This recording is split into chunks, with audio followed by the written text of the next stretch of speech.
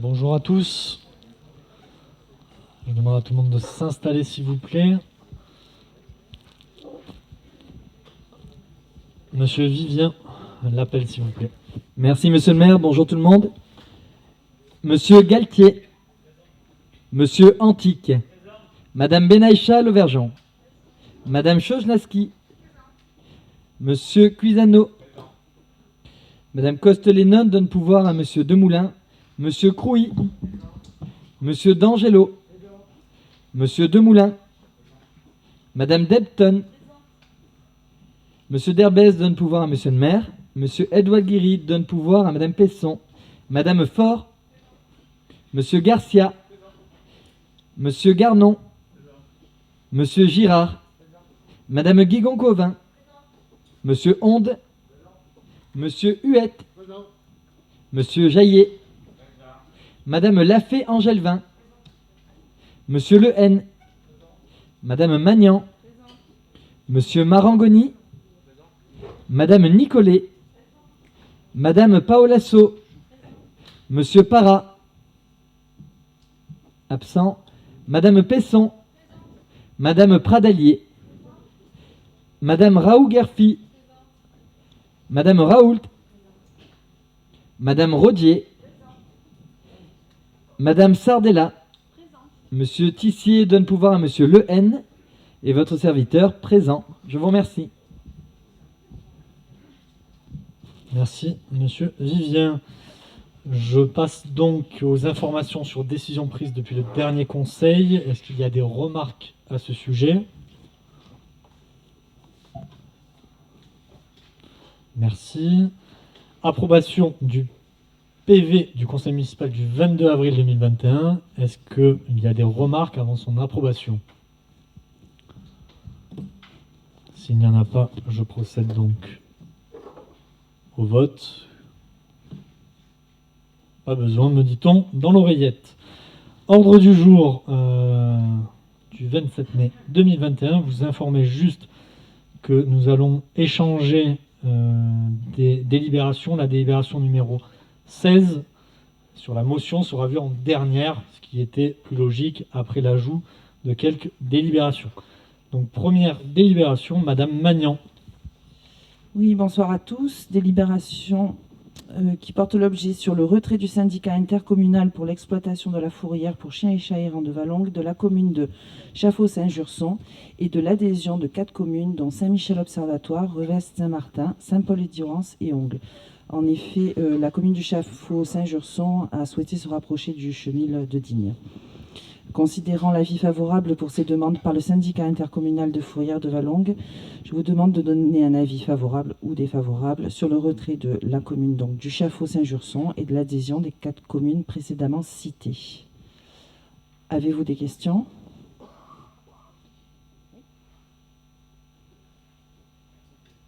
Oui, je voulais juste savoir, parce que je me posais la question, pourquoi la commune de Manos doit se positionner. Est-ce que toutes les communes du syndicat doivent voter Absolument. D'accord, ouais.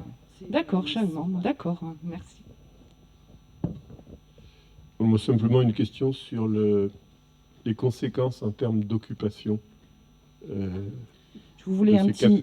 Non, mais savoir s'il n'y a pas de problème ou s'il risque d'y avoir des problèmes de saturation avec l'ajout comme ça de communes. Alors, je peux pas... ce sont tout de même des petites communes. Il faut savoir que sur les... c'est pour ça que je vous disais, je vais vous donner quelques chiffres.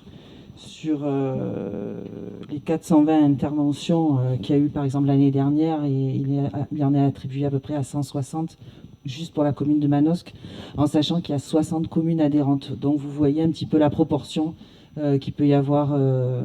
voilà, donc non, il n'y a aucun souci, en sachant qu'il y a pas de surcharge et jamais. Oui. Pourquoi la commune de Saint-Paul-et-Durance ? Alors, le syndicat a validé cette demande parce qu'ils font vraiment partie du périmètre, puisque ils ont actuellement, ils couvrent Vinon-sur-Verdon, voilà. Donc géographiquement, ça... Et peut-être, je suppose, qu'il y a une autre entité qui le fait, qui est plus éloignée géographiquement que Valençol.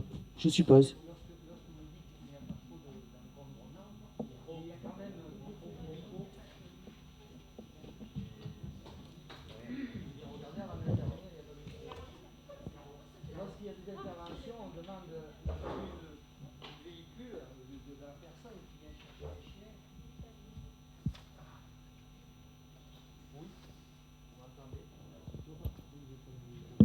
Ça y est, il s'est branché. Oui, j'insiste sur le fait qu'il y a beaucoup de gens qui appellent le chenil de Volanges et le délai d'intervention est au-delà de 48 heures et Saint-Paul rajoute beaucoup de kilomètres. Ouais, donc il y a quelque chose qui m'échappe. Là. Écoute, Christian, il y a Saint-Paul-et-Durance. J'ai la liste des communes. Je faisais partie de cette syndicat en 81. Il y a Moustier-Sainte-Marie, il y a Montagnac-Montpezat. Alors en termes de distance... oui, mais en partant de Valençol, c'est... Non, mais je pense que si on fait géographiquement le périmètre et les kilomètres, je pense que Saint-Paul-et-Durance est vraiment pas la commune la plus éloignée. Il y a même, c'est même une cohérence dans le périmètre géographique, me semble-t-il, c'est mon avis. Merci. Merci. D'autres questions? Qui est contre? Qui s'abstient? À l'unanimité, je vous remercie. Merci Madame Magnan. Délibération numéro 2, Monsieur Garcia. Approbation d'un projet de construction d'un bâtiment d'archives commun à la commune de Manosque et à la communauté d'agglomération.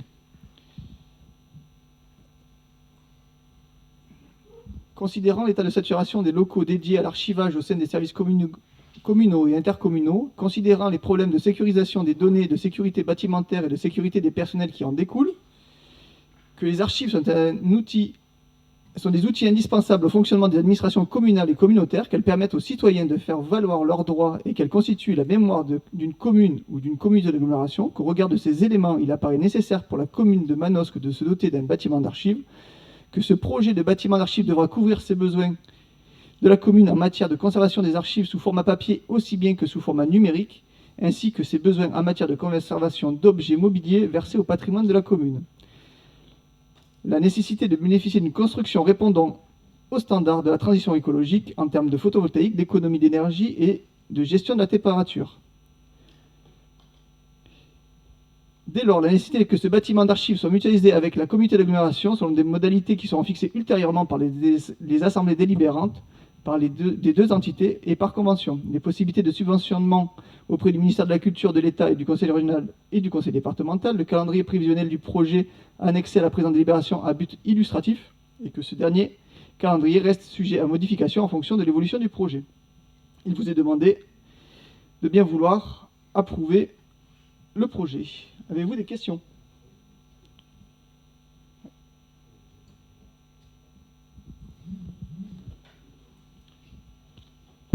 Oui, je vais faire la même intervention que celle que j'ai faite au Conseil communautaire, puisque la même délibération a été présentée mardi dernier au Conseil communautaire. Bon, vous savez mon attachement à la mutualisation entre la ville et la DLVA. Je ne peux que me féliciter de cette mutualisation de local d'archives. Ma question est simple, je vois que le projet prévu, c'est la construction sur un terrain d'un bâtiment neuf. Bon. Est-ce qu'il n'y aurait pas la possibilité, puisque ce n'est pas précisé quand même dans la délibération, qu'on examine aussi le fait de pouvoir requalifier des bâtiments déjà existants, s'ils existent, il y en a un certain nombre. Je ne sais pas ce que vous avez prévu d'en faire, mais voilà, ma question est là. C'est simplement un problème, peut-être simplement d'économie. Voilà. Aujourd'hui, je pense qu'il est plus intéressant de faire un bâtiment neuf par rapport aux besoins écologiques, parce que faire de la rénovation sur des bâtiments anciens, c'est ce qui coûte le plus cher. Voilà. Donc, voilà. Vous parlez patrimoine au niveau archives, au niveau dons mobilier, immobilier fait par la population. Justement, au niveau patrimoine, ne serait-il pas intéressant de éventuellement penser à un bâtiment comme la Glacière, qui demande une rénovation, mais qui, en même temps, permettrait au centre-ville de vivre? Juste pour que l'on soit raccord sur le terme d'archives, il s'agit d'archives contemporaines, c'est-à-dire que c'est les conseils municipaux, les paperasses, les marchés publics. Je ne suis pas sûr que les Manosquins iront et il n'y aura pas d'employés municipaux et communautaires à temps complet là-bas. Il faudra prendre rendez-vous pour y aller et pour les consulter. Il ne s'agit pas d'archives historiques. Et là, je peux éventuellement donner la parole à Madame Faure concernant les archives historiques.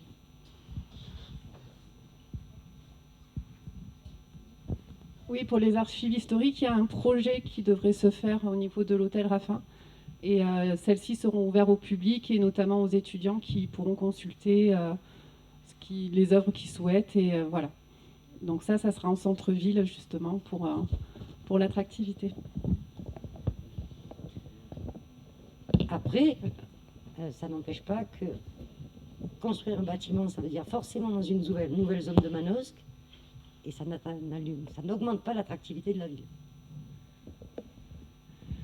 Pour répondre à votre question, et je me répète, je ne vois pas en quoi l'attractivité de la ville sera soumise à la création d'un bâtiment d'archives contemporaines avec un employé qui y sera et des Manosquins qui iront de temps en temps consulter des archives qui n'ont pas de valeur patrimoniale. D'après les objectifs, il y a quand même des salles de réunion. Oui, pour notamment les archives et du département des Alpes-de-Haute-Provence, puisque le bâtiment sera mutualisé, et peut-être, Laurent, tu peux en faire un mot concernant les archives numériques aussi, parce qu'il y a cette question-là aussi. Oui, au niveau des archives numériques, on est en train de travailler donc avec les archives de France pour permettre que ça soit, les gens n'aient pas à se déplacer et qu'elles puissent être consultables par Internet. Voilà. Avez-vous encore d'autres questions? Oui. Vous parlez des archives contemporaines ou des archives historiques pour la numérisation et l'accès au public? C'est la question que je voulais poser parce que j'ai entendu parler, Sandra, fort des archives historiques, et il y a une demande importante de Manosquins qui souhaitent que les archives historiques communales soient numérisées et donc rendues publiques et accessibles via Internet. Et je voulais savoir si c'était d'actualité, ou est-ce qu'il y a dans le projet de la rue Raffin, est-ce qu'il y a on envisage ça, quoi.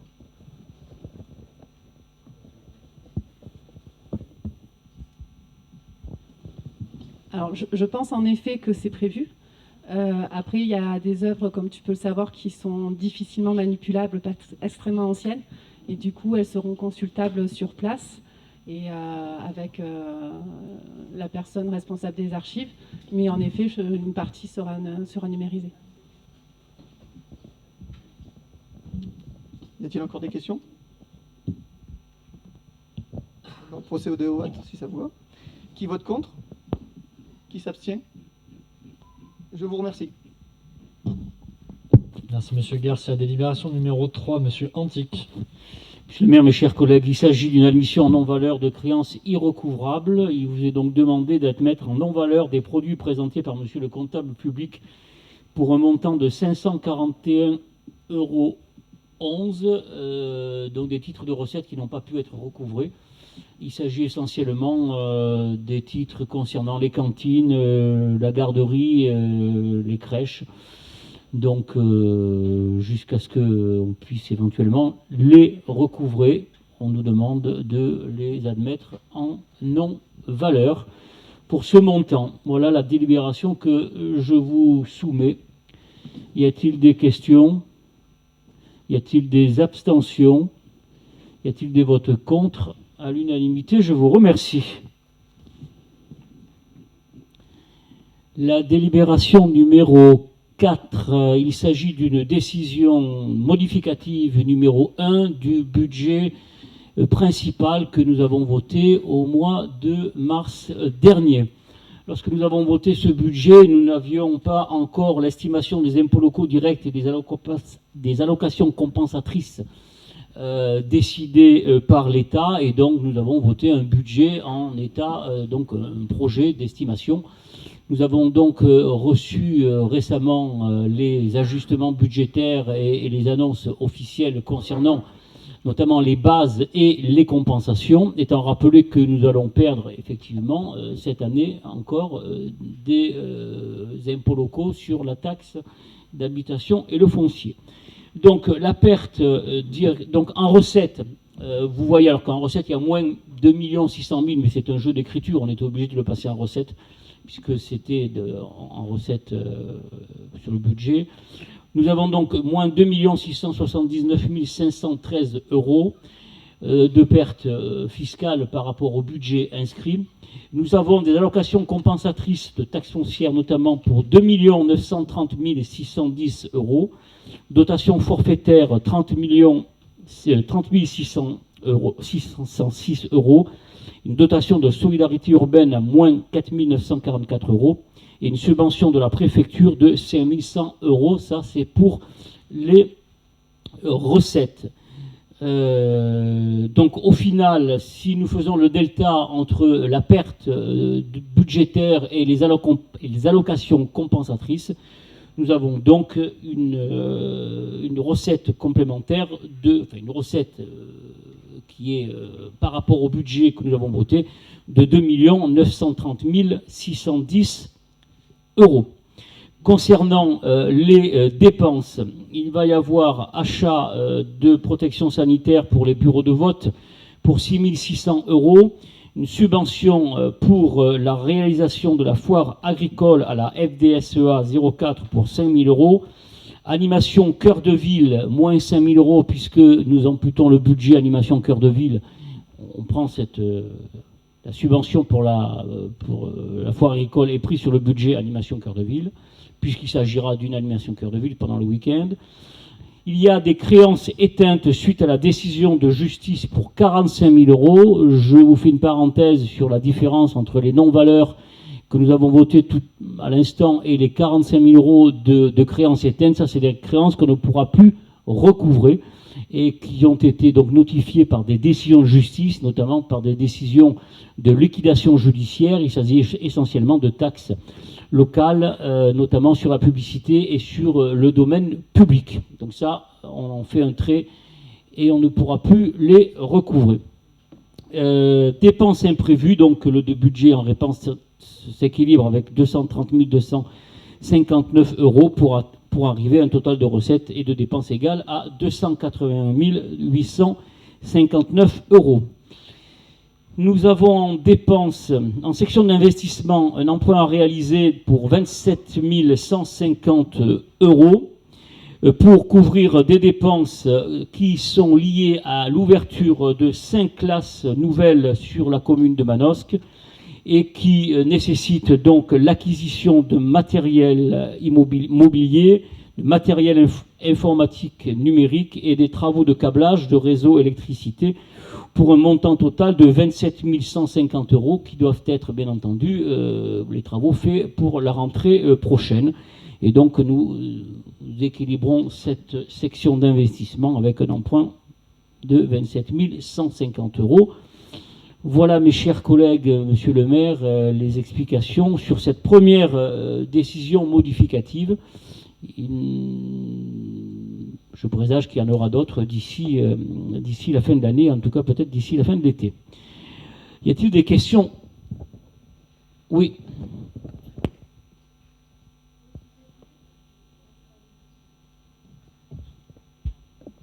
Oui, j'aurais voulu savoir, au sujet de l'ouverture de ces 5 classes, je suppose que ce sont des dédoublements de classes en REP, je suppose que c'est ça.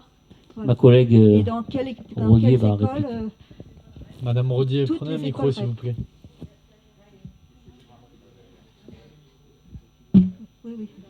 Oui.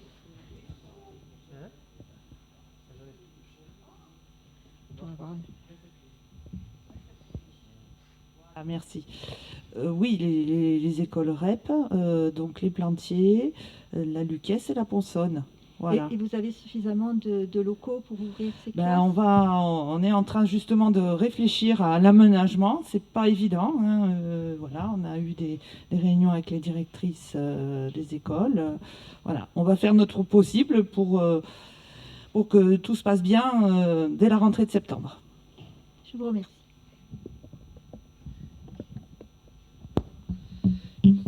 Pascal, est-ce que tu peux nous en dire un petit peu plus sur l'enveloppe des dépenses imprévues, si 230 000 euros, si tu sais un petit peu ce que... Non, mais ça c'est simplement un jeu d'écriture, c'est-à-dire qu'on marque sur le budget les dépenses imprévues.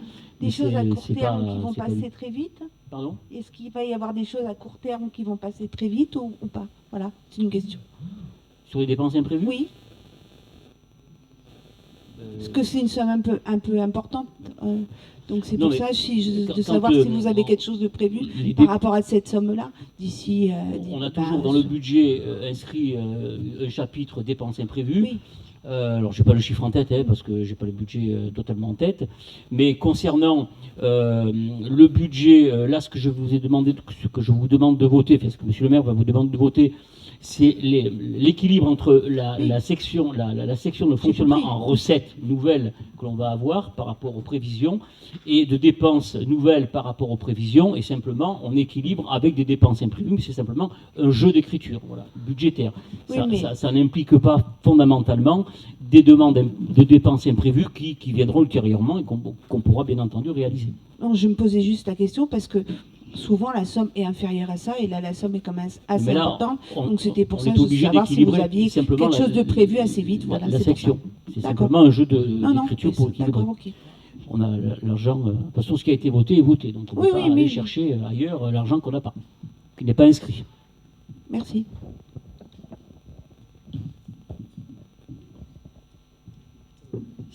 Oui.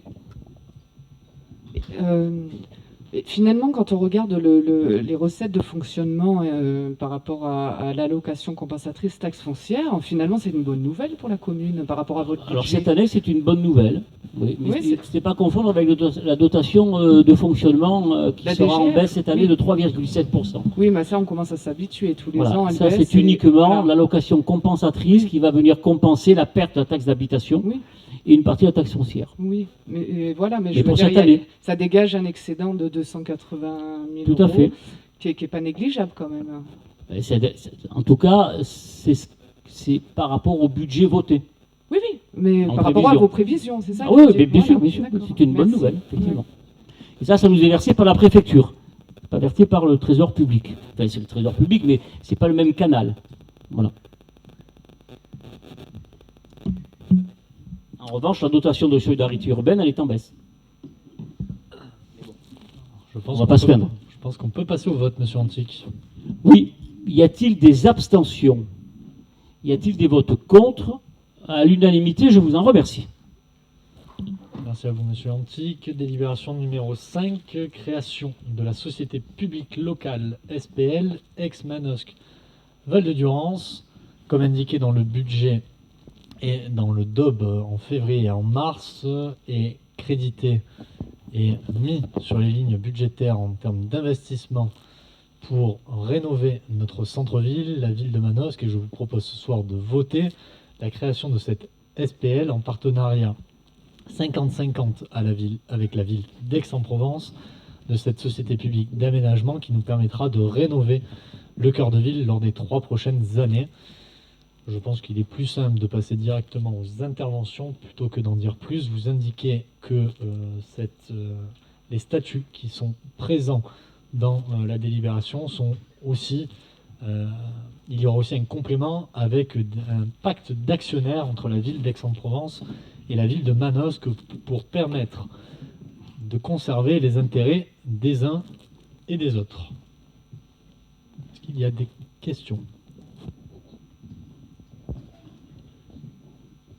Madame Lauvergeon. Oui, alors il y en a beaucoup. Je suis très étonnée de ce que vous nous montrez, voilà. Bon, comme vous n'avez pas dit grand-chose finalement, voilà, pour nous laisser intervenir, et je vous en remercie. Donc en gros, pour résumer, vous allez mettre en commun au sein de cette société avec la ville d'Aix des fonds publics, à hauteur de 150 000 € chacun pour créer le capital social. C'est une SPL qui va s'occuper de toutes les opérations d'aménagement de l'espace public et de construction d'équipements publics, que ce soit à Manosque ou sur Aix. Donc c'est une société qui est créée pour 99 ans, dont le siège social sera à Aix-en-Provence, dont le PDG sera un représentant d'Aix-en-Provence pour la première fois, pour les 2 premières années, et pour lesquels il n'y aura aucun nouvel actionnaire jusqu'en 2024, sauf décision des 2 différentes. Alors voilà, moi ma question, déjà ça m'interpelle parce que actuellement l'aménagement de l'espace public Et la construction des équipements publics est une prérogative de la ville de la commune de Manosque, puisque ça nous regarde, et que les finances publiques servent à ça. Pourquoi vouloir déléguer à une société, même à capital public, à une société qui est basée à Aix? Pourquoi avec la ville d'Aix-en-Provence, qui n'a pas du tout la même structure que la nôtre, qui n'a pas les mêmes finances publiques, qui n'a pas les mêmes besoins en termes d'aménagement, puisque ces aménagements sont délégués à la métropole? À ce que je sache, voilà, je m'interroge. Je vous réponds à vous ou je prends les autres questions? Alors, première chose, question rhétorique. Vous avez aimé les travaux sur le terreau? Sincèrement, non. Bon, mais moi aussi, j'ai pas aimé et j'aimerais bien qu'on fasse mieux. Donc pour faire mieux, la ville de Manosque se dote d'un outil qui est une SPL, qui n'aura pas de frais de fonctionnement, puisqu'il n'y aura pas d'embauche, il n'y aura pas de fonctionnaires et d'agents qui seront recrutés à l'intérieur de cette SPL. Et la SPL, à travers les 50% de la ville de Aix, va nous permettre de faire appel à ce que l'on appelle la CEMEPA, qui est la société publique d'aménagement de la ville d'Aix, majoritaire pour le coup, la ville d'Aix avec la métropole, et le PDG et le directeur général seront le directeur de la CEMEPA, puisque nous allons faire appel à ce groupement d'employeurs pour venir rénover le centre-ville de Manosque. Côté technique et côté beauté du centre-ville, aucune inquiétude, Madame Lauvergeon, c'est cette société-là qui a rénové le centre-ville d'Aix, qui a rénové récemment le centre-ville de Pertuis. Je crois qu'ils ont l'habitude de faire les rénovations, et en plus, la chance, entre nous, en étant un peu chauvin des Alpes d'Haute-Provence, le directeur de cette CEMEPA est M. Colombero, qui vient de Digne, et qui connaît bien notre territoire, et qui préservera à la fois les intérêts de la ville de Manosque et les intérêts de la ville d'Aix, puisque évidemment, ce sont aussi des actionnaires. Vous dire, et pour compléter les propos de tout à l'heure, chaque marché public, la ville de Manosque sera consultée et c'est la ville de Manosque qui décidera à l'ouverture des plis, notamment pour préserver l'intérêt des entreprises manosquines. C'était important, nous allons mettre 10 millions d'euros dans la requalification des espaces publics du centre-ville. Il est évident que les entreprises manosquines doivent avoir la chance de pouvoir répondre et pouvoir avoir une chance face aux mastodontes qui peuvent venir des Bouches-du-Rhône et ainsi rénover notre centre ancien. Sur le périmètre, on a mis une deadline, une temporalité qui est de 3 ans pour ne pas faire rentrer d'autres actionnaires. Ces autres actionnaires, il faudra que les deux parties soient d'accord pour les faire rentrer. Il est évident qu'à terme, ça sera Val-de-Durance, cela veut dire ce que cela veut dire. Ça pourra aller à Oraison, à Valençol, à Grégoux, et les autres communes de l'agglomération pourront faire appel et rentrer dans le capital, mais après 3 ans, parce que je considère, et notre équipe considère, que pendant 3 ans, la priorité, c'est la requalification du centre-ville de Manosque, d'où la temporalité de ne pas faire rentrer de partenaires à l'intérieur. Concernant le siège, tout simplement, à partir du moment où le directeur général va être le directeur de la CEMEPA d'Aix, il était évident qu'on laisse le siège à Aix pour une question de commodité, tout simplement. Néanmoins, les réunions d'administration et des administrateurs qui seront à l'intérieur de manière répartie équitablement entre la ville de Manosque et la ville d'Aix, ça se fera une fois à Aix, une fois à Manosque. Il y a 25 minutes d'écart, je pense qu'on y arrivera. On fera un peu de covoiturage aussi, parce qu'il faut éviter de prendre les voitures individuelles. Je pense et j'espère avoir répondu à l'ensemble de vos interrogations. Pas vous avoir convaincu, ça j'en doute, mais au moins avoir répondu à vos questions. Oui, j'avais d'autres questions. J'aimerais juste réagir à ce que vous venez de dire, parce que c'est moins rose que ça quand même. Parce que la mairesse d'Aix-en-Provence, avec qui vous voulez qu'on contracte quand même, vient d'être condamnée il y a 4 mois. Vous ne pouvez pas ignorer, pour prise illégale d'intérêt et détournement de fonds publics. Cette dame qui est maire d'Aix-en-Provence et qui est donc actionnaire majoritaire de la CEMEPA a été condamnée à 8 ans d'emprisonnement avec sursis et 3 ans d'inéligibilité, même si elle a contesté au Conseil constitutionnel, qui va se prononcer dans quelques jours d'ailleurs. Donc vous allez contracter avec cette dame qui a une moralité plus que difficile à accepter. Et puis vous me parlez de la CEMEPA. Alors vous n'êtes pas sans ignorer que la CEMEPA a fait l'objet d'une attaque et d'un rapport chargé de la Cour des comptes en août 2020. Elle a d'ailleurs été, plusieurs affaires ont été soumises au tribunal. Elle a mauvaise presse, la CEMEPA. pour laquelle Madame Joissaint est actionnaire majoritaire. Donc voilà, engager les finances de Manosque avec un tel co-contractant, je trouve que c'est jouer à un jeu dangereux, monsieur le maire. C'est pas une attaque, hein. Je trouve que c'est très dangereux pour les finances de Manosque, de créer une telle société. Ça va pas aller dans l'intérêt des Manosquins, puisqu'après c'est difficilement maîtrisable, hein. Une fois que vous aurez passé votre délai de 2024, vous pourrez faire des cessions de parts et augmenter le territoire et externaliser un petit peu tout ça, si vous voulez, sans plus qu'on ait du tout la maîtrise sur notre aménagement public à Manosque.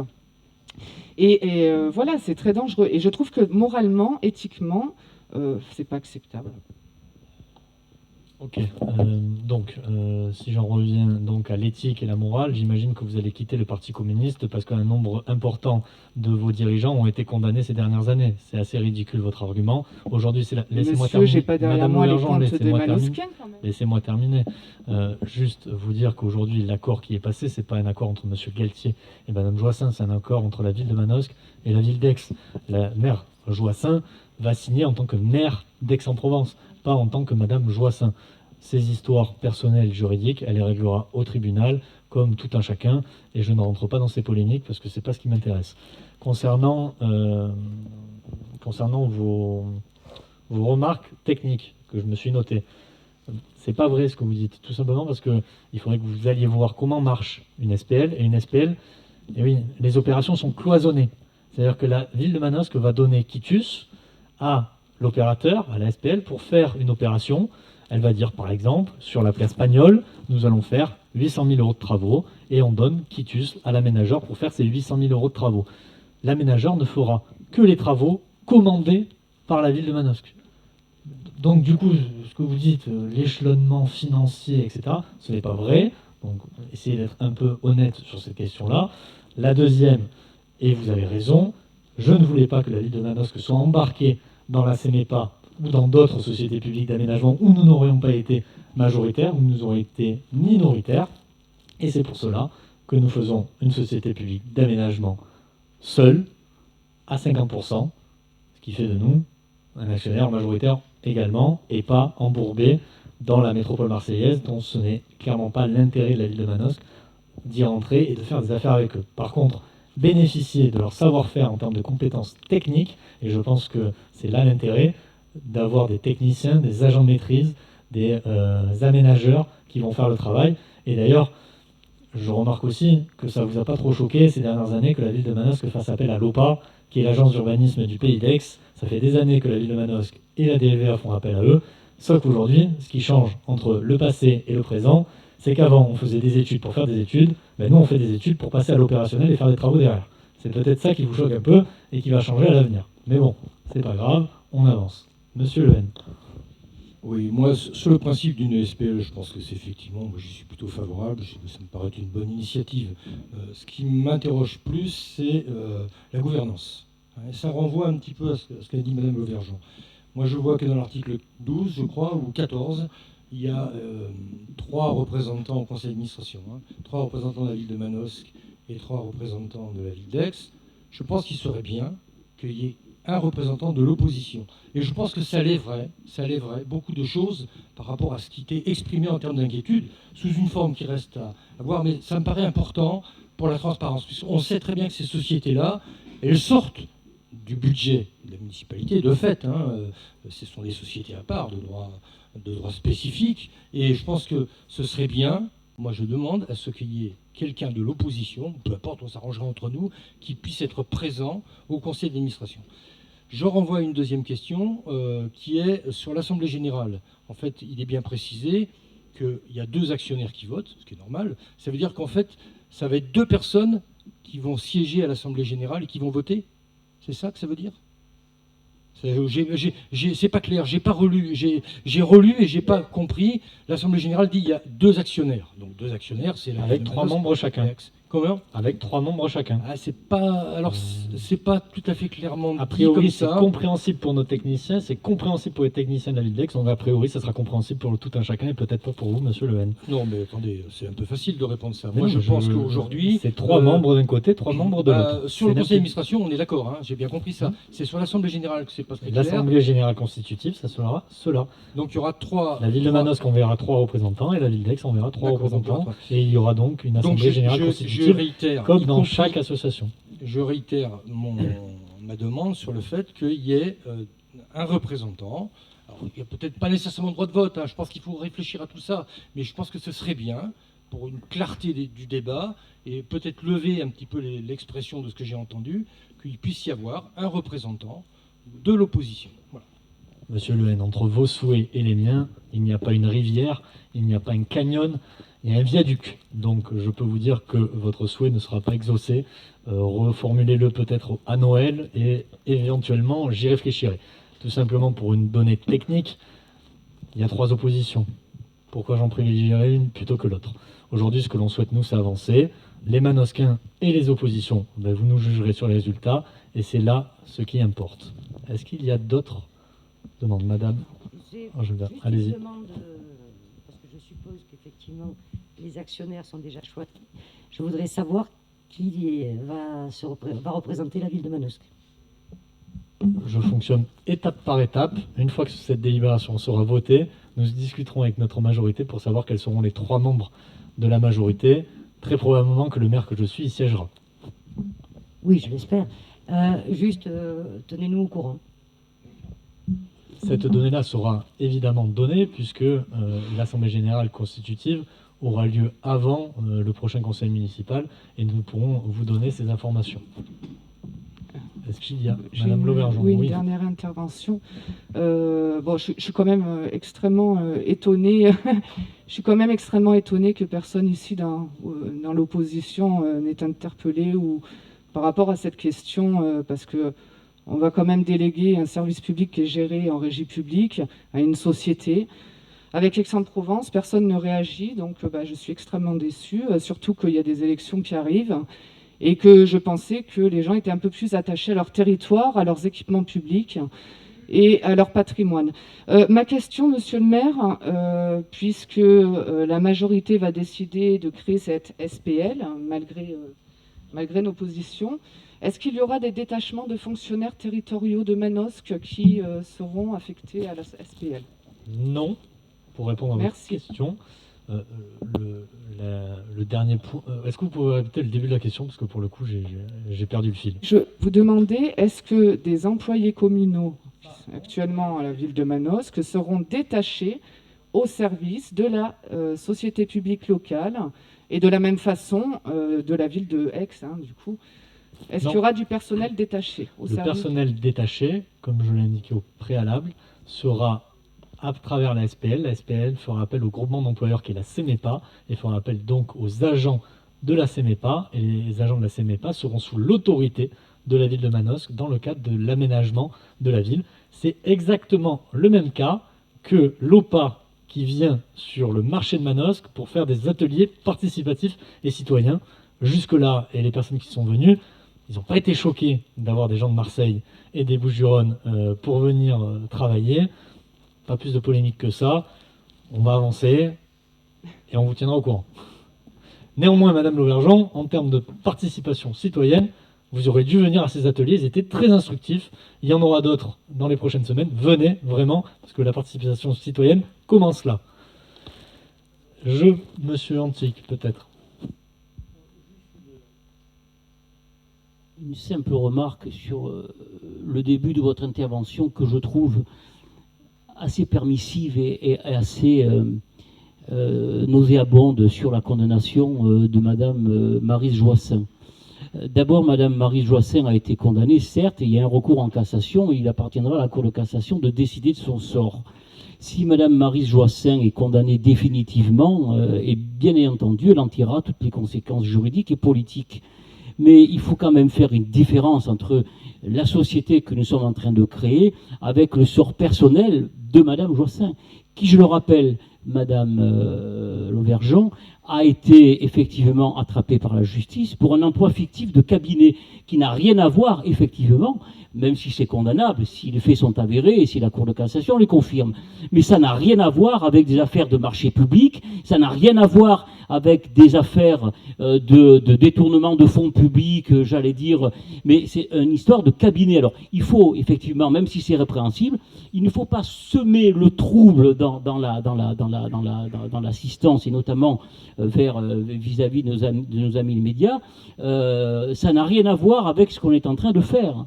Donc, essayer de jeter le trouble sur la crédibilité de cette création de cette société pour l'aménagement du centre ancien de Manosque, avec des considérations, j'allais dire, de condamnation qui n'ont rien à voir avec le bébé, c'est, me semble-t-il, que ça relève un petit peu du procès stalinien, mais devant de votre part, ça ne m'étonne pas. Monsieur, excusez-moi parce que je pense que j'ai un droit de réponse à ce que vous êtes en train de dire.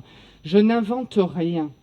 Elle a été condamnée sur des faits qui ne sont pas liés à ce qu'elle a fait personnellement dans sa vie privée, mais en tant que mairesse. Je ne vous ai pas dit le contraire. Je vous dis simplement qu'il n'y a aucun rapport. Il n'y a aucun rapport sur les marchés de travaux publics, etc. Vous auriez pu vous émouvoir là-dessus, mais c'est simplement pour une affaire d'emploi de cabinet. Ah oui. Encore une fois, je n'ai pas dit que c'était normal, je ne défends pas Madame Joissains, je vous dis simplement qu'essayer de jeter l'opprobre sur le montage de cette société par rapport à une condamnation qui n'a rien à voir avec les aménagements du centre ancien d'Aix, avec la passation de marchés publics avec je ne sais qui, c'est parfaitement scandaleux. Maintenant, je ne vous dis pas, je ne vous ai jamais dit que Madame Joissains avait été condamnée par la justice dans le cadre de sa vie privée. Simplement, on ne peut pas faire l'amalgame entre ce qui est décidé là ce soir, si on le décidé, et avec la condamnation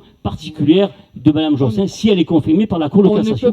Encore une fois, je suis très attaché à l'état de droit, vous comprendrez, et surtout à ne pas jeter l'opprobre sur des... Et encore une fois, si Mme Joissains elle est condamnée, elle en tirera les conséquences, et ça sera quelqu'un d'autre qui sera élu maire ou mairesse de la ville d'Aix-en-Provence, et les choses continueront de se passer. Peut-être, et on sera fixé dans quelques jours. Seulement, apparemment, vous ne pouvez pas attendre quelques jours, et ça, c'est scandaleux aussi. Donc, il y a quelque chose de bizarre là-dedans. Deuxième chose, ce sont des faits. Vous engagez les fonds publics payés par les Manosquins, en concontractant avec la ville d'Aix, qui, je le rappelle, la mairesse est soupçonnée d'avoir détourné des fonds publics, et dont la CEMEPA, dont elle est actionnaire, a eu un rapport de la Cour des comptes d'août 2020 que je recommande à tout le monde d'aller voir, qui est en ligne et public sur Internet. Et la Cour des comptes, en août 2020, a soulevé toutes les magouilles financières qui ont été faites. Et voilà.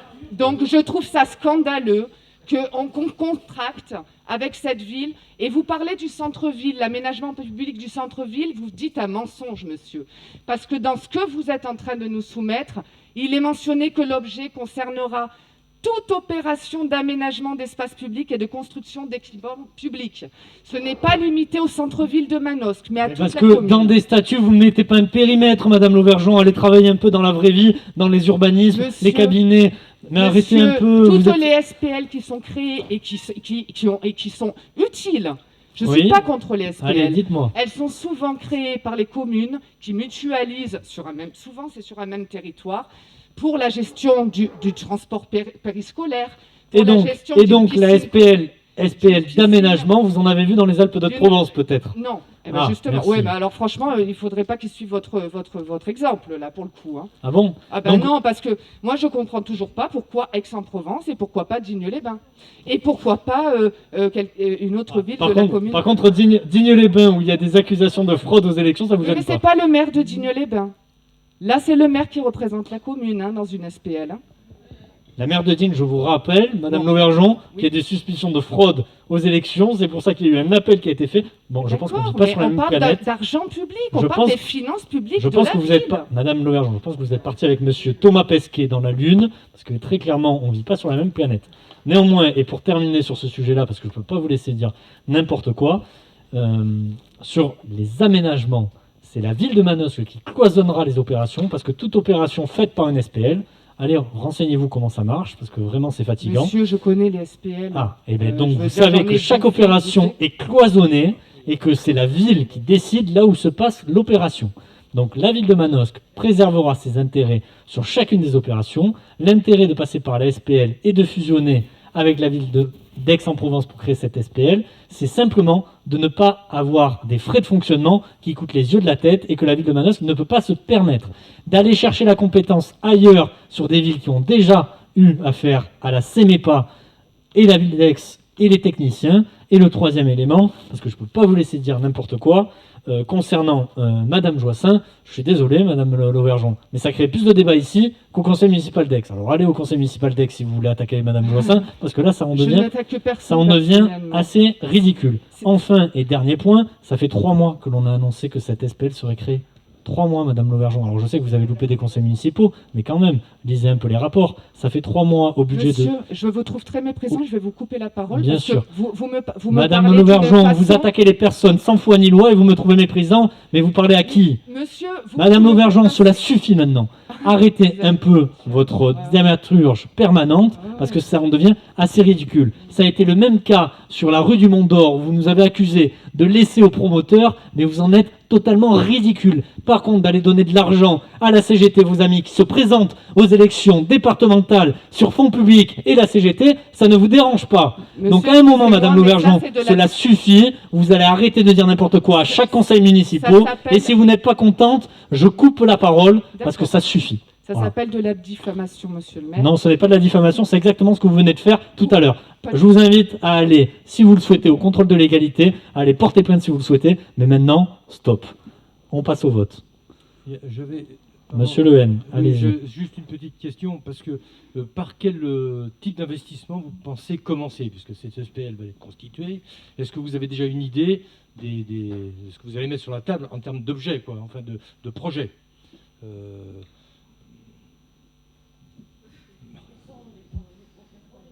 Non mais là, cette SPL va être constituée là d'ici quelques mois ou quelques semaines. Quelles sont les premières opérations que vous avez lancées là-dessus? Nous sommes en train de construire. D'accord. Bon, ok. Non, mais c'est une question. J'ai le droit de la poser, monsieur.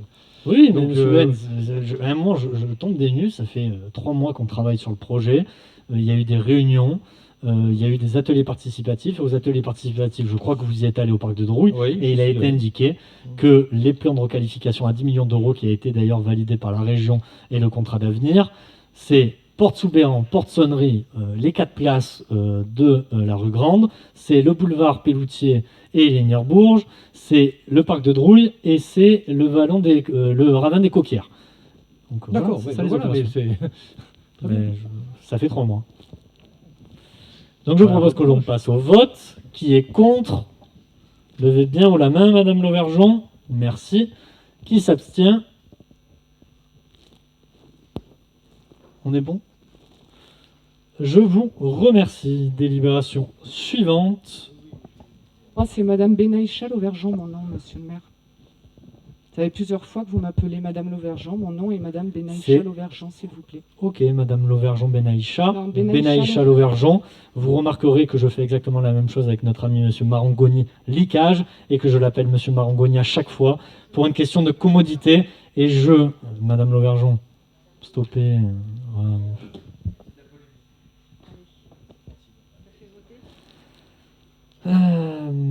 On a fait voter. C'est fait voter. Délibération suivante, Madame Pesson. Alors on va passer à quelque chose de beaucoup plus léger. Il s'agit de la foire agricole organisée par la FEDSEA.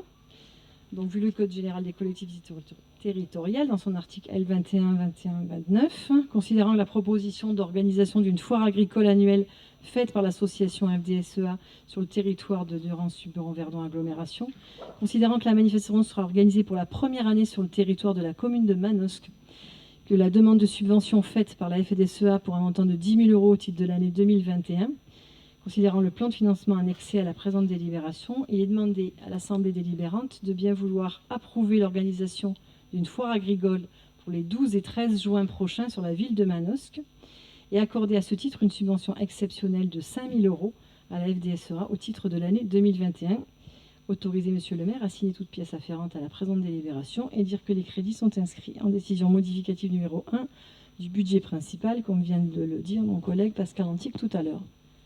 Y a-t-il des questions? Le lieu de la manifestation, c'est la place du terreau. Je vous précise un peu les choses quand même. Et voilà, on s'y prépare. On va accueillir 25 stands, tous dédiés à l'agriculture, avec des démonstrations de tonte, une petite transhumance qui va être organisée de la rue des animations culturelles, pardon Sandra, exact, tu fais bien de me le rappeler, très intéressante, avec des petits théâtres, des petits ateliers, de la lecture, et ensuite une petite déambulation, mini transhumance, on va dire, qui partira de la rue d'Aubette et qui traversera vers la place de Romigier, de l'église de Notre-Dame de Romigier, et qui redescendra par la rue Guy-en-Pierre, le dimanche en fin de messe. Voilà, c'est une mini transhumance, c'est une première sur la ville.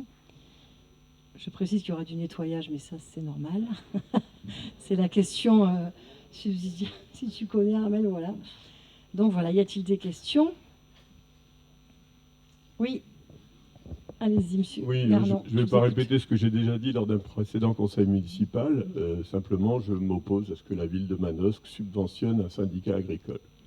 Un syndicat agricole. Bien, mais écoutez, je vous remercie pour votre remarque. Et ça n'a rien à voir avec la foire elle-même. Oui, hein. oui, je comprends. Je l'ai déjà dit. Votre avis. Vous l'aviez déjà dit la dernière fois, d'ailleurs. D'autres questions? Bon, alors on passe au vote. Qui est pour? Qui est contre, pardon? Un contre, monsieur Garnon. Qui s'abstient? Et 2 abstentions.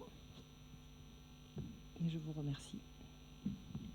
Délibération, merci Madame Pesson. Délibération numéro 7, je la présenterai puisque Monsieur Alouadiri a dû être absent pour raison personnelle.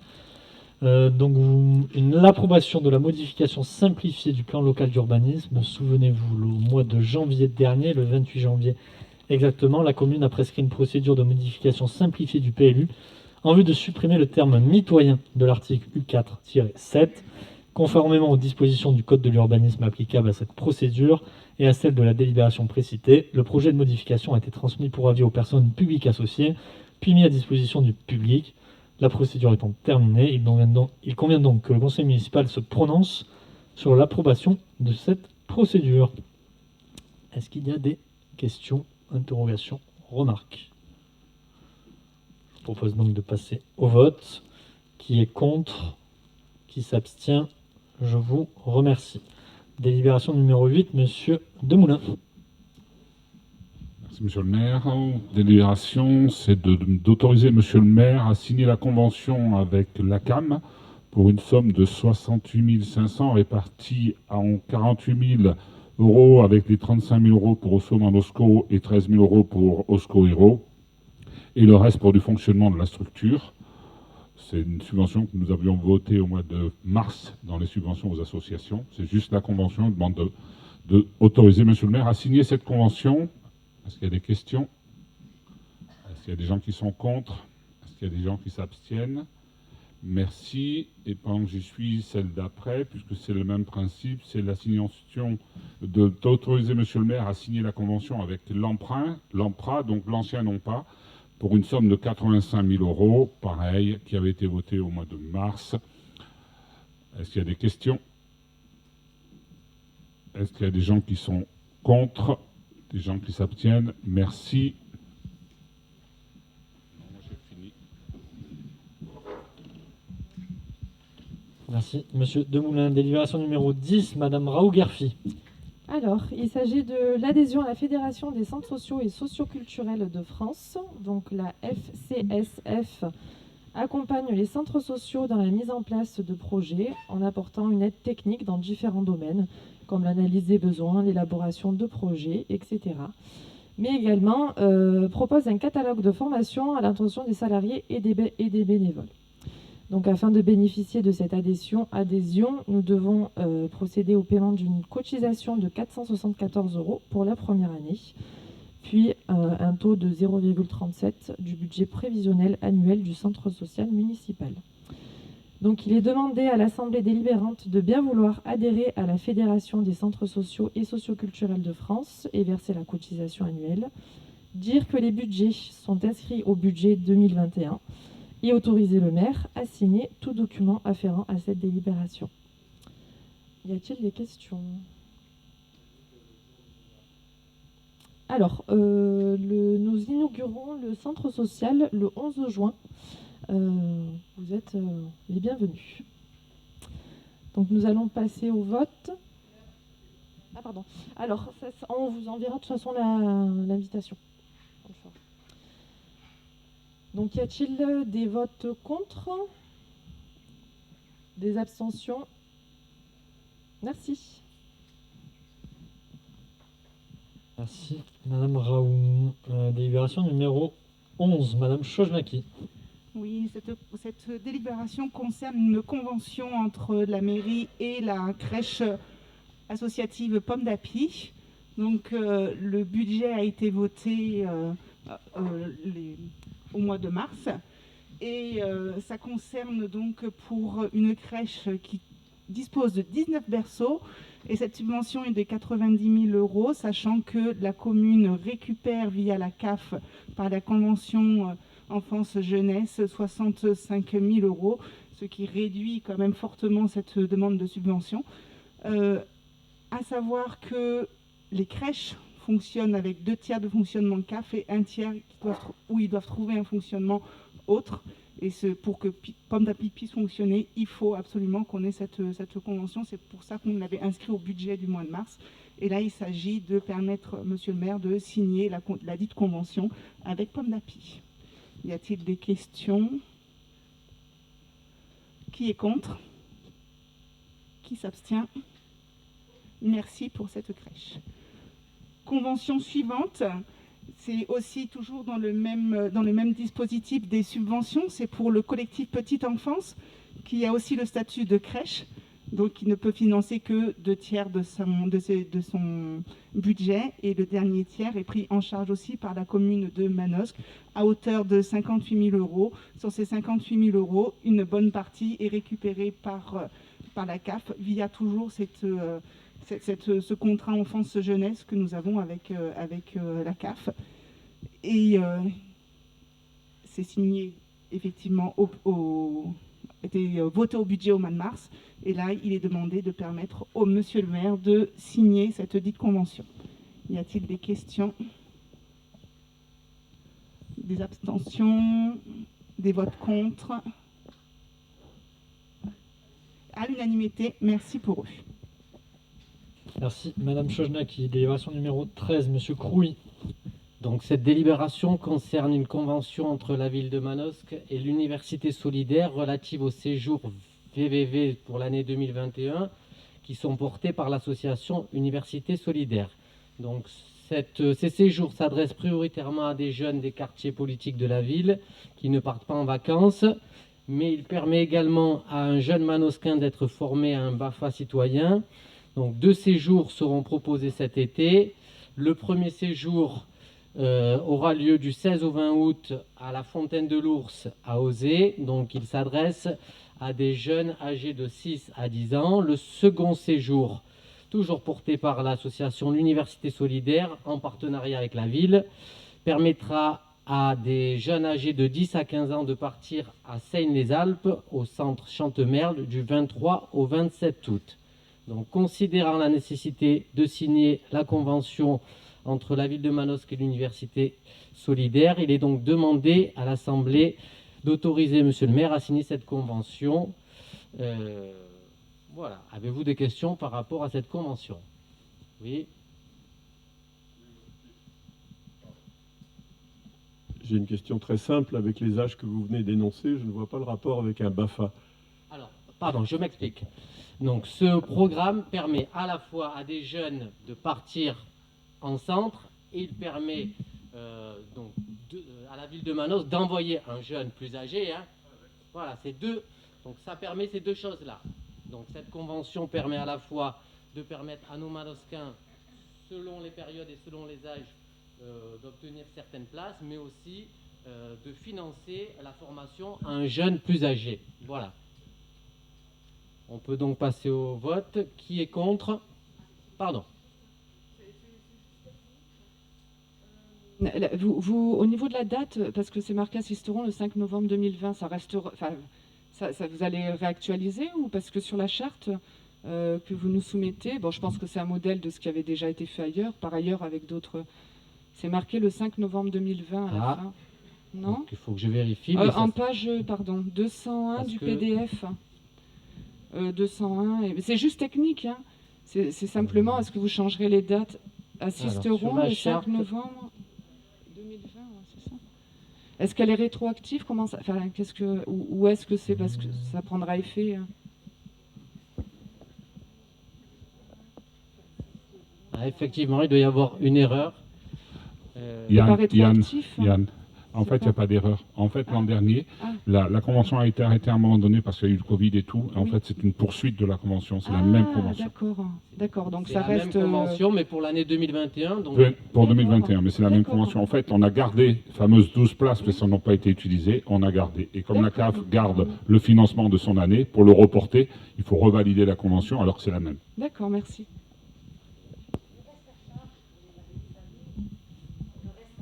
Le reste à charge, c'est le même tarif que la ville de Manosque doit verser, c'est-à-dire 10 € par jeune. Donc 10 € pour la ville et 10 € par famille. Donc c'est vraiment des séjours à tarif très attractif qu'on permet aux jeunes. Est-ce qu'il y a d'autres questions? On peut donc passer au vote. Qui est contre? Qui s'abstient? On peut donc passer à la délibération suivante. Donc celle-ci concerne cette fois les séjours les séjours colo-apprenants qui sont portés cette fois par la ville de Manosque et donc elle a pour objet de fixer les tarifs. Donc le dispositif colo-apprenante qui avait été mis en place en 2020 suite au premier confinement a été reconduit pour l'année 2021. Donc ce sont des séjours labellisés.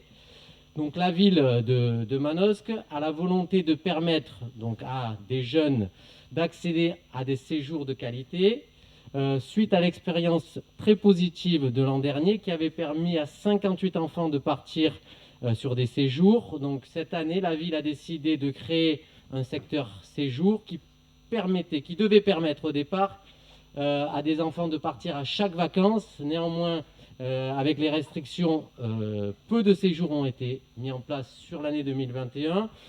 Donc il y aura malgré tout de nombreux séjours proposés sur l'été, puisque un premier séjour dit itinérant à destination des 13-15 ans se tiendra du 8 au 13 juillet et pour 12 jeunes. Ensuite, d'autres séjours seront mis en place sur le camping de la Baume à Esparon. Donc ce sont 6 séjours d'une semaine, du 19 juillet au 27 août. Et là, ce sont 82 places qui permettront à des jeunes de partir sur ces séjours. Donc pour rendre ces séjours accessibles, le tarif est fixé à 75 € pour 5 jours ou à 90 € pour 6 jours, soit 15 € par jour. Les aides de la CAF pour les familles éligibles viendront en déduction de ces tarifs-là. Il est donc demandé à l'Assemblée délibérante de bien vouloir autoriser Monsieur le maire à fixer les tarifs et à signer la convention de partenariat colo-apprenante. Est-ce qu'il y a des interrogations ou des questions par rapport à ces séjours-là?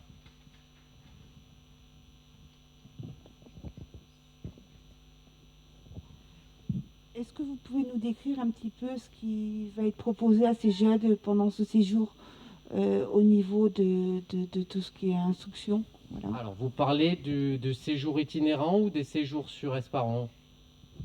Pour les deux, si c'est possible. Pour les deux. Donc sur les séjours à Esparon, donc c'est sur la base nautique.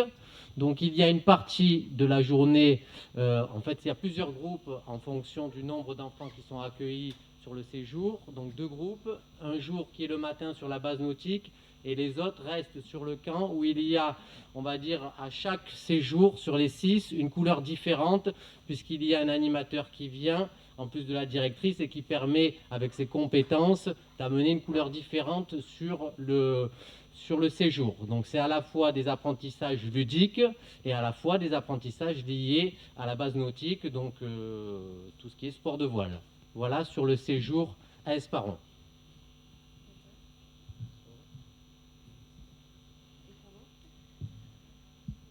Et pour l'autre, c'est tout ce qui est... Alors, j'ai encore peu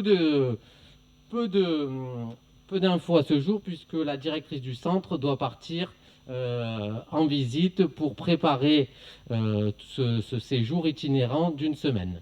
Donc il est en train de préparation. Est-ce qu'il y a d'autres questions? Je peux donc passer au vote. Qui est contre? Qui s'abstient? Merci.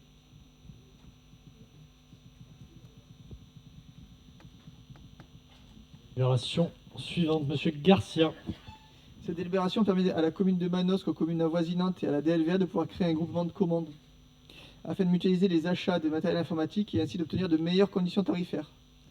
Avez-vous des questions? C'est une délibération qu'on avait déjà passée au mois de décembre et qu'on repassera à chaque fois qu'une commune va être adhérente au groupement de commandes. Voilà. Qui est contre? Qui s'abstient? Je vous remercie. Délibération numéro 17, Monsieur Vivien. Merci Monsieur le maire, chers collègues. Il s'agit d'une délibération pour modifier, pour ajouter la gratuité le dimanche sur le parking du terreau. C'est du bon sens pour des raisons économiques, commerciales et de service. Est-ce que quelqu'un a des questions?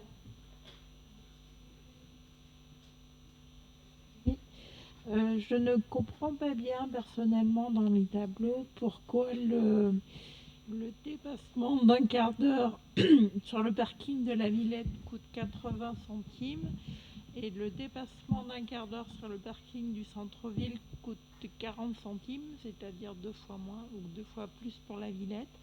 Et il faut attendre un dépassement d'1h45 pour que les deux parkings soient au même niveau, c'est-à-dire à 3,20 €. Vous pouvez peut-être demander à votre collègue Monsieur Lehen, puisque pour le coup les tarifs ce n'était pas de notre fait. Néanmoins, à partir de janvier 2022, les tarifs changeront sur l'ensemble des parkings de la ville pour avoir une uniformité et une cohérence que vous relevez. Vous avez raison. Voilà, je pense que moi, oui, il faut de la cohérence. Néanmoins, nous n'avons pas fait ce travail-là encore. On a fait beaucoup de choses. Je pense qu'on le fait. Donc, Madame Nicolet, vous nous pardonnerez. La modification des tarifs des parkings arrivera en janvier 2022. Bientôt. Merci. Est-ce qu'il y a d'autres questions? Oui. Juste, je trouve ça très bien.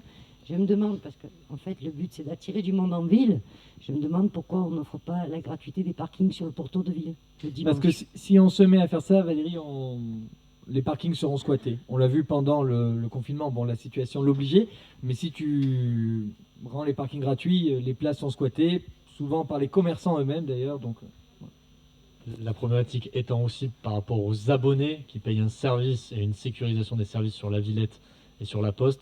Néanmoins, au coup par coup, on adaptera. Je vous donne l'exemple par exemple de Musique à Manosque, où pendant Musique à Manosque, la Poste sera ouverte au public, ce qui n'était pas le cas les années précédentes, pour permettre aux habitants d'aller se garer à la Poste et récupérer leur voiture et pouvoir partir, puisqu'en général, la Poste se ferme à 20 h.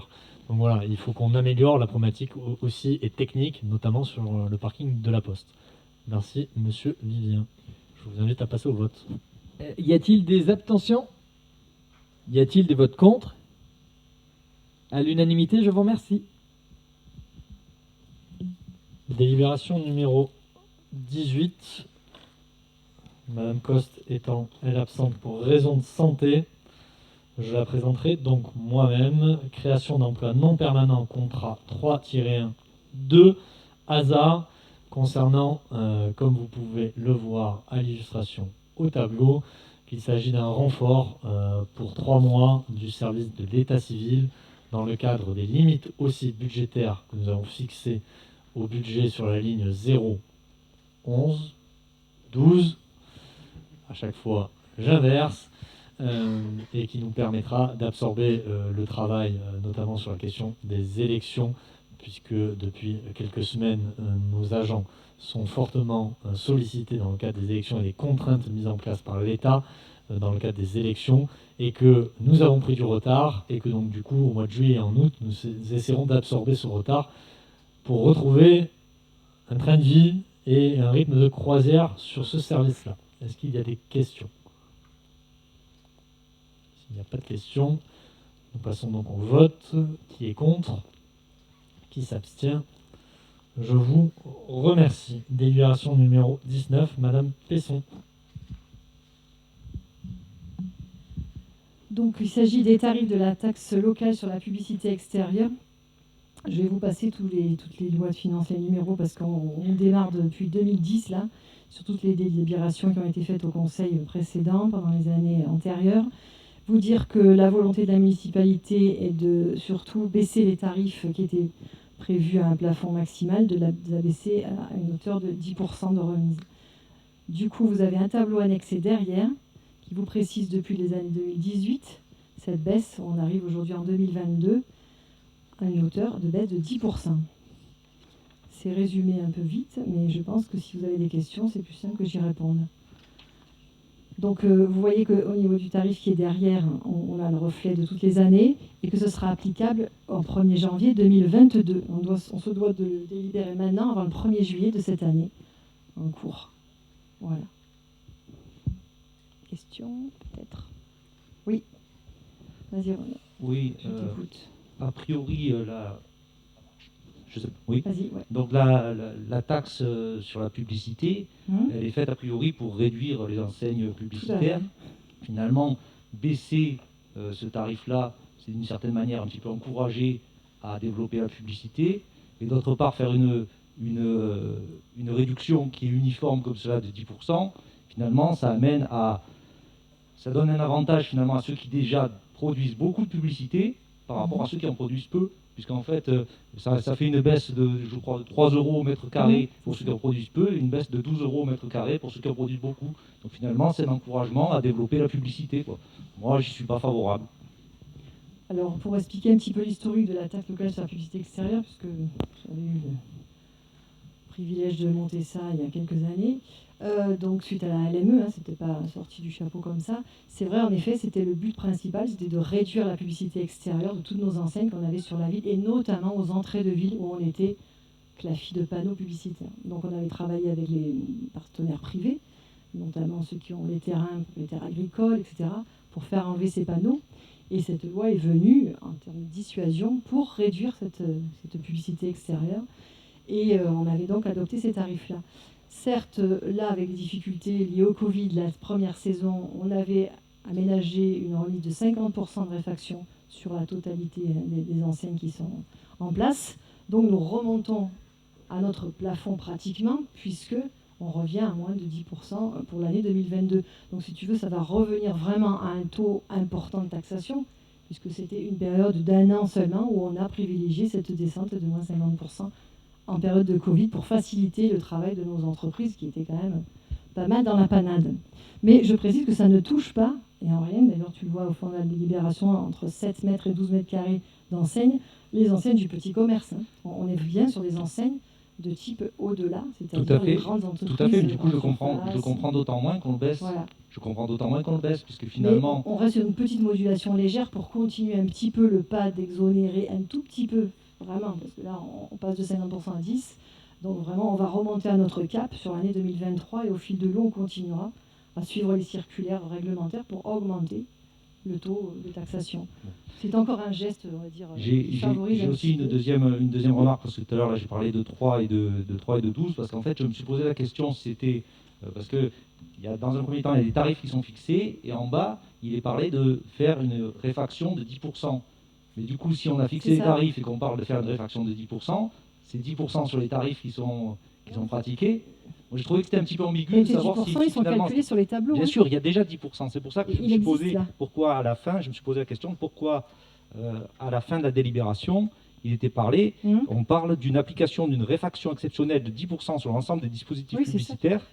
Mais donc, en fait, c'est celle qui est déjà appliquée dans les tableaux. On le précise pour qu'on comprenne mieux la délibération en disant que finalement, d'après le tableau au-dessus, tu fais ta remise de 10%. C'est la même chose, on n'en fait pas double remise de 10%, je précise. Ah non, pas du tout. Peut-être que ça ne s'est pas exprimé comme ça, mais c'est le but, c'est de préserver un peu l'activité commerciale encore. Juste l'idée aussi sur la TLPE, néanmoins, chaque entreprise qui s'installe et qui crée a un permis d'aménager délivré par la municipalité, et nous pouvons les contraindre à travers des outils techniques sur la taille des emplacements publicitaires. Moi, ce que je souhaite et ce que nous souhaitons avec notre majorité, c'est simplement aider les entreprises, baisser leurs charges, parce qu'aujourd'hui, les entreprises, depuis plusieurs mois, c'est très compliqué. Au niveau des commerces de proximité, je pense qu'on fait un effort assez exceptionnel, puisque nous avons mis sur la table, à travers 3 opérations, 80 000 € en décaissement total, Osco Cadeau, Osco Héros, de Passe Tourisme. C'est 80 000 € de la ville de Manosque, alors même que ce n'est pas une compétence municipale, c'est une compétence communautaire et qui viennent en complément de ce que l'agglomération a mis en place. C'est aussi les aides, notamment sur le parking, 3 heures gratuites. Dans notre ville, il n'y a pas forcément 3 heures gratuites, 2 heures sur le terreau. On continue à aider ces entreprises, mais après, il y a d'autres entreprises, des entreprises d'une plus grande surface.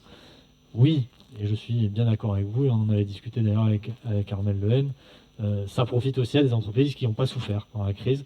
Néanmoins, je pense que la grande majorité souffre. J'étais encore cet après-midi à Actimit. C'est des entreprises c'est compliqué pour toutes. Et je pense que de pointer du doigt, parce que ce sont des grandes surfaces ou des grands commerces, c'est faire une erreur. Donc cette année, c'est 10% parce qu'on était en capacité de faire 10%. J'espère que les années qui viennent, nous pourrons faire des efforts supplémentaires. Ça n'empêche pas qu'on oppose intérieur-extérieur, parce qu'on met vraiment beaucoup d'argent sur la table pour le commerce de proximité. Voilà le complément que je souhaitais faire, Valérie. Merci. Autre question? Non. Alors, qui est contre? Alors, 1, 2, 3 votes contre. Des abstentions? 2 abstentions. Je vous remercie. Délibération.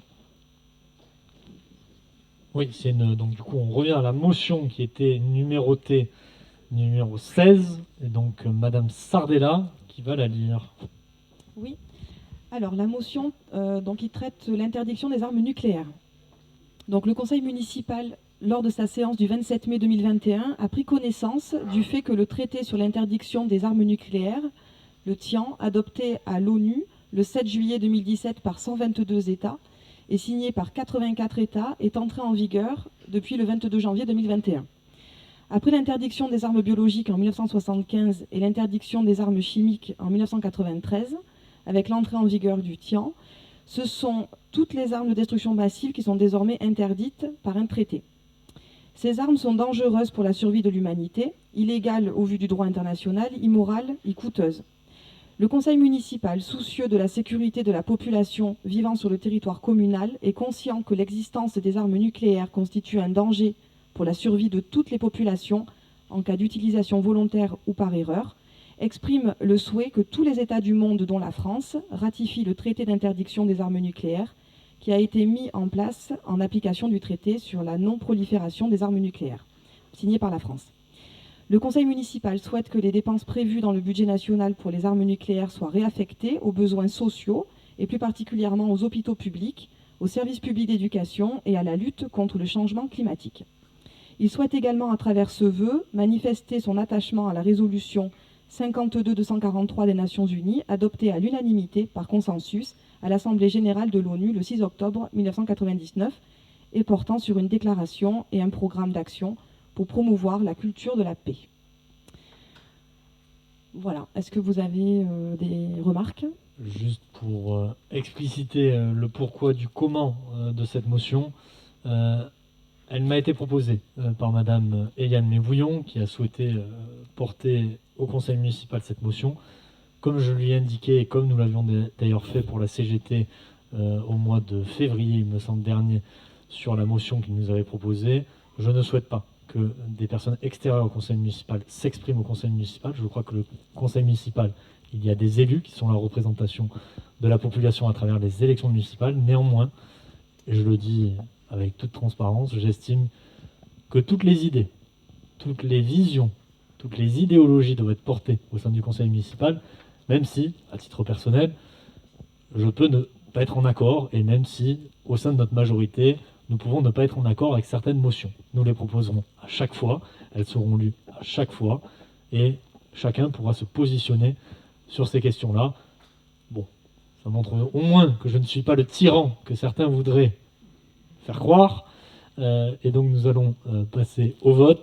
Vous dire simplement que, comme je l'ai indiqué lors de la dernière motion de la CGT pour EDF, je ne prendrai pas part au vote pour n'influencer personne. Néanmoins, je voterai pour M. Derbès, puisqu'il m'a fait procuration. Est-ce qu'il y a des prises de parole avant, bien évidemment? Monsieur Le Haine.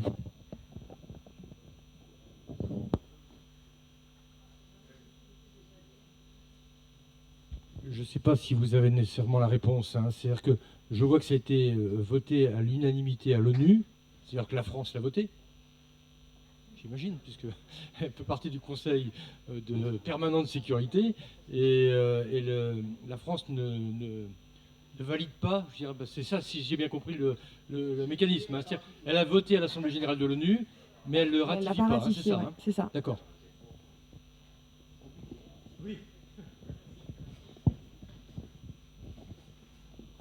Il y a d'autres interventions sur ce sujet?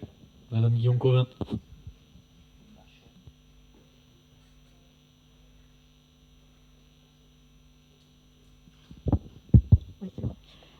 Oui, je voulais simplement préciser que vous avez été contacté par le mouvement de la paix, c'est ça? C'est Madame Mévouillon qui est venue, mais c'est au nom du mouvement de la paix. Excusez-moi, le mouvement de la paix et Madame Eliane Mévouillon qui était donc en rendez-vous avec moi et qui m'a donc demandé de porter cette motion. Excusez-moi Madame Guillaume-Covin, c'est exactement cela, le mouvement de la paix. Est-ce qu'il y a d'autres interventions? Monsieur Antique.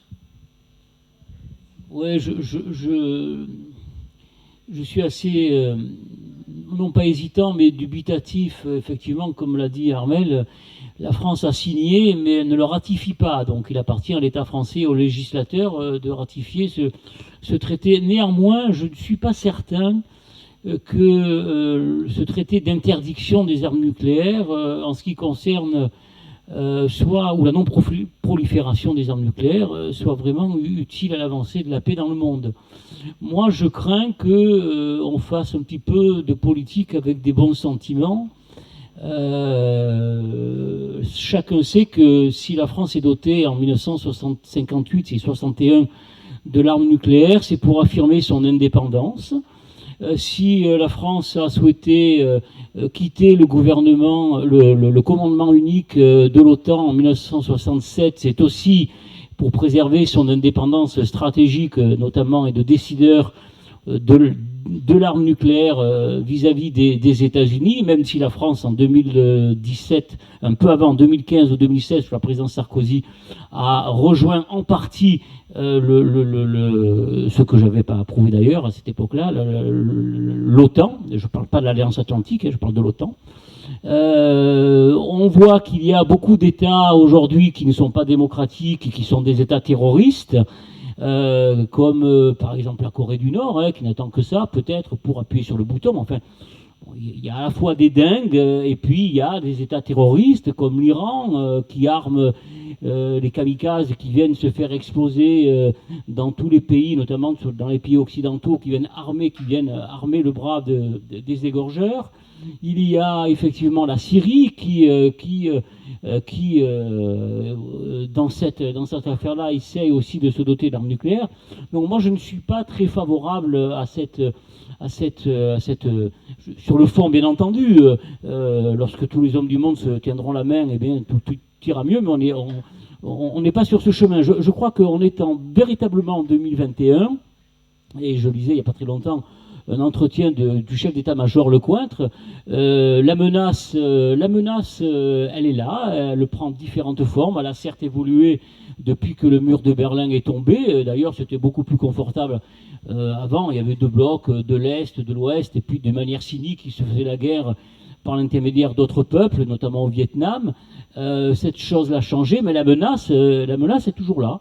Elle a changé de forme, elle a changé d'idéologie, elle est toujours là, et il faut ne pas baisser la garde.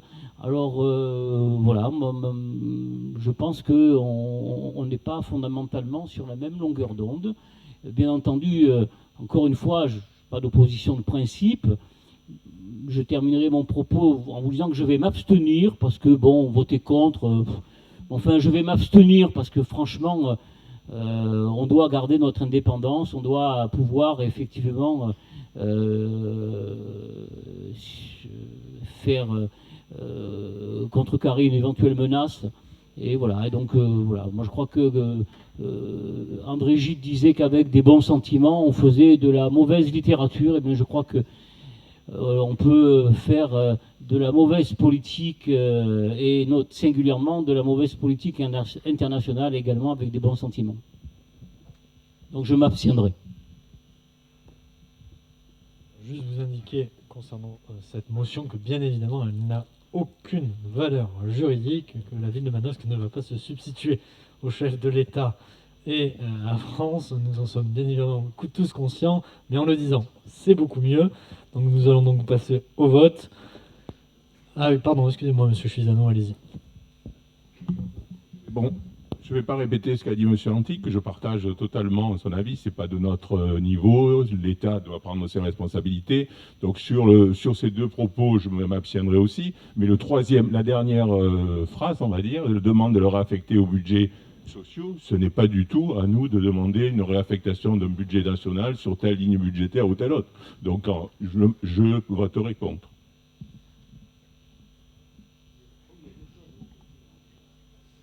Est-ce qu'il y a d'autres interventions? Je vous propose donc de passer au vote. Qui est contre? Du coup, Madame Herravio, vous prendrez compte du vote de Monsieur Derbès et je ne prendrai pas part au vote. Madame Herravio, c'est vous qui décidez quand on baisse le doigt. Voilà. Moins.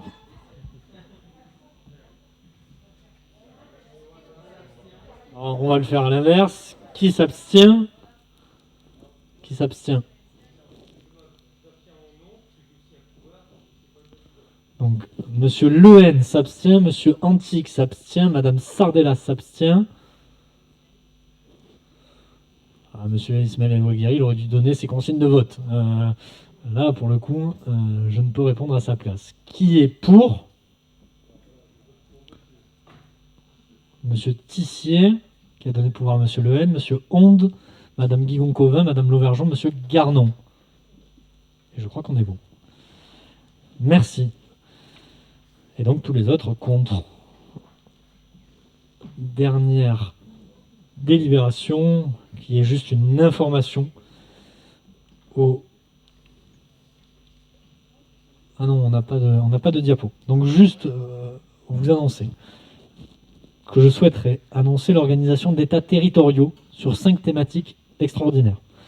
Ces états territoriaux se feront sur le logement en octobre 2021, sur la formation et l'emploi en avril 2022, sur la mobilité en octobre 2022, sur la santé en avril 2023 et la dépendance, et sur l'environnement en octobre 2023. Cela sera un calendrier pour les 2 prochaines années, avec des conseils municipaux extraordinaires sur ces thématiques tous les 6 mois. Ces états territoriaux se dérouleront sur 1 mois et seront organisés en 3 étapes à chaque fois. Nous les appellerons pour chaque thématique des assises et seront constitués de conseils des personnes associées, ce que l'on peut appeler des associations. Je pense notamment sur la mobilité à DLV 30, je pense notamment aux professionnels du logement, par exemple sur la question du logement et les bailleurs sociaux. S'ajoutera le Conseil des sages, qui est notre entité consultative, et bien évidemment le Conseil municipal exceptionnel. Sur ces sujets, nous arriverons avec des mises en œuvre sur nos premiers mois, des projets en cours, de nouvelles idées, et nous les mettrons en confrontation avec les professionnels, personnes associées et les attentes des citoyens, Conseil des sages. Bien évidemment, il faudra que les oppositions puissent travailler sur le sujet, que l'on puisse confronter nos idées, que l'on puisse proposer, reprendre certaines idées si elles nous paraissent cohérentes et que nous trouvons des compromis. Je pense que c'est important. Je pense que c'est une voie de la conciliation sur certains sujets. C'est aussi l'entente sur les 3 premières années de mandat de se dire qu'on n'a pas la science infuse. Vous indiquez que sur nos 125 propositions de notre programme électoral, 50% sont faites ou en cours et qui, au bout de 3 ans, je pense que nous en aurons déjà réalisé plus de 80%. Ce qui nous fera donc, c'est de nouvelles idées pour les 3 dernières années du mandat et que bien évidemment, l'opposition pourra montrer toute sa constructivité sur ces sujets. Et donc, je tiens à vous en informer qu'il y aura donc le premier conseil municipal des États territoriaux en logement en octobre 2021. Je terminerai, Madame Lauvergeon, puisque je me suis calmé depuis tout à l'heure, et je vais le dire avec des mots plus simples, plus compréhensibles, plus conciliants à votre égard. Que vous attaquiez Madame Joissains, c'est votre problème. Et vous en avez le droit, et je ne suis pas l'avocat de Madame Joissains. Par contre, que vous attaquiez ma probité à travers les attaques que vous avez faites en disant que la ville de Manosque et son maire pouvaient se compromettre dans des accords avec des entités autres que la ville de Manosque, je trouve ça déplorable. Madame Lauvergeon, peut-être avez-vous oublié, et je tiens aussi que la presse en prenne note. Les premières mesures de notre mandat, ça a été la transparence. Baisse des indemnités des élus, voitures de fonction rendues, frais de représentation visibles de tous sur le site internet de la ville, transparence dans mon agenda.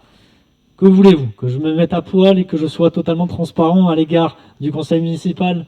Je pense que ce n'est pas une volonté. Et je pense que ce que vous avez fait tout à l'heure, Madame Lauvergeon, ça contribue au dégoût de la politique de nos concitoyens et vous jetez l'opprobre sur des élus. Et je crois que malheureusement, en France, les gens, les habitants ne vont plus voter parce qu'ils croient que la majorité des élus sont pourris, alors que je peux vous certifier, et vous en êtes la preuve, 90% voire plus sont des élus qui sont propres, qui font un travail d'élu local, qui font un travail d'élu de terrain, qui sont à l'écoute de la population et qui défendent des idées. Et sur ça, je vous respecte, parce que depuis le départ de notre mandature, vous défendez vos idées, mais il y a des limites à ne pas dépasser. Vous les avez dépassées tout à l'heure, et ça sera comme cela que je compte terminer le conseil. Merci à tous, et je vous souhaite donc une bonne soirée.